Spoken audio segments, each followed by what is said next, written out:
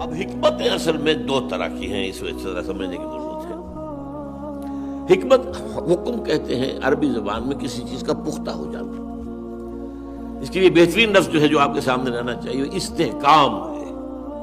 ملک مستحکم ہے، یعنی یہ اپنے خلاف کسی بھی حملے کو جو ہے جھیل سکتا ہے، اس کا جواب دے سکتا ہے، اپنا دفاع کر سکتا ہے۔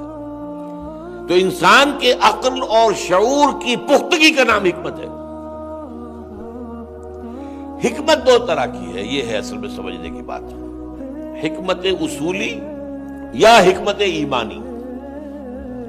وہ جو میں نے شروع میں کہا، ایمان کی میٹر فزکس، ایمان کا ویلٹن شواؤنگ، ایمان کا ورلڈ ویو، ایمان کا فلسفہ، لیکن اس کی گہرائیوں میں اتر کر اس کے اجزاء کے باہمی ربط کو سمجھنا، یہ جاننا کہ ایمان باللہ خالصتاً صرف فطرت پر مبنی شے ہے، البتہ باقی ایمان بالآخرہ وہاں فطرت کے ساتھ منطق بھی لگے گی، اور قرآن مجید کے اندر بھی آپ کو وہ ساری چیزیں جو ہے ایک عقلی اور حکیمانہ نظام کے ساتھ دینی ہوں گی۔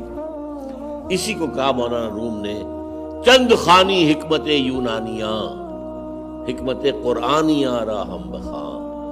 کب تک یونانیوں کی حکمت پڑھتے رہو گے؟ ارسطو کی منطق ابن رشد کے ذریعے سے کہیں سے ہو کر ہمارے یہاں پہنچ گئی۔ ابن سینا، فارابی، کندی، یہ وہ سب کیا ہے؟ ان کے غلام شرح لکھ رہے ہیں ارسطو کی۔ یا اگر صوفی مزاج لوگ ہیں تو افلاطون اور پلوٹائنس، پلیٹونسم، قرآن کو حکمت کا ذریعہ بنا کر حکمت سے بات۔ ایک ہے حکمت ایمانی، ایک ہے حکمت اس تشریعی یا حکمت تفصیلی یا حکمت فروعی، یعنی حکمت احکام۔ یہ حکم کیوں دیا گیا، یہ چیز کیوں فرض کی گئی؟ آخر اللہ تعالیٰ کا جو اصول ہے وہ کیا ہے؟ فعل الحکیم لا یخلو عن الحکمہ۔ کسی حکیم ہستی کا کوئی فعل بھی حکمت سے خالی نہیں ہو سکتا۔ تو اللہ نے جو حکم دیا ہے حکمت سے خالی نہیں ہے۔ حکمت سمجھ لیں گے تو اس پر عمل آسان ہو جائے گا۔ ویسے تو یہ سمجھ میں آئے نہ آئے آپ کو ماننا ہے، آپ مومن ہیں، آپ نے اللہ کو مانا ہے، ماننا پڑے گا۔ لیکن اگر اس کی حکمت سمجھ میں آ جائے تو آپ کا سونا سینہ کھل جائے گا، اس کو قبول کرنے کے لیے ذہن بیدار ہو جائے گا، طبیعت کی اپنی آمادگی ہو جائے گی۔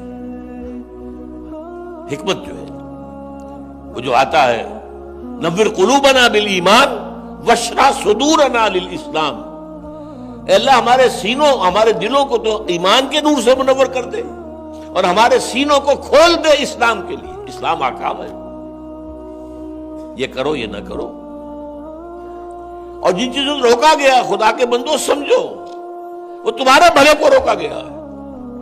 اس کی میں مثال دیا کرتا ہوں، آج آپ جائیے مری، وہ جو سڑک جب پہاڑی چڑھتے ہیں آپ تو جگہ جگہ نشان، اپنی رفتار کم کرو، اپنا یہ کرو، اب موڑ آگے آ رہا ہے، یہ سب کرتے کہ نہیں؟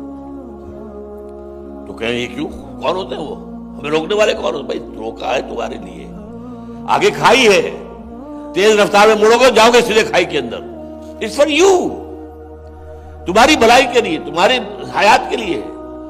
تو در حقیقت تو شریعت دی گئی ہے ہمارے اپنے لیے، ہماری شخصیت کی تعبیر، اس کی تعبیر، اس کی تعبیر سیرت، اس کی خودی کی تعبیر، یہ سارا کام اس کو حکمت کی جانب۔ اب اس پر جو ہے ایک تاریخی کتاب ہے حجت اللہ البالغہ، امام الہند شاہ ولی اللہ دہلوی رحمۃ اللہ علیہ کی، یہ ماسٹر پیس ہے۔ اس میں جو پہلا ابتدائی حصہ ہے وہ جو حکمت اصولی والا ہے، اس میں مجھے کہیں کہیں اختلاف ان سے ہے، لیکن حکمت الاحکام پر میں سمجھتا ہوں کہ واقعتاً وہ ایک انسائکلوپیڈیا ہے بہترین۔ اب اس حکمت احکام کو جمع کر کے پھر نظام بنتے ہیں، یہ سیاسی نظام ہوگا، یہ معاشی ہمارا نظام بن جائے گا، ورنہ نظام قرآن میں لکھا ہوا کہیں نہیں ہے، احکام ہے، یہ حلال یہ حرام، اسی کے حوالے سے پھر ہم بنائیں گے کہ ہمارا معاشی نظام یہ بنتا ہے، ہمارا معاشرتی نظام یہ بنتا ہے، ہمارا سیاسی نظام یہ بنتا ہے۔ تو گویا کہ لا اینڈ سوشل سائنسز، ان دونوں کا جو مبنا ہے وہ حکمت تفصیلی ہے۔ حکمت تشریعی کہہ لیں، تفصیلی کہہ لیں، فروعی کہہ لیں، اور ایمان اس کا فلسفہ حکمت اصولی یا حکمت ایمانی.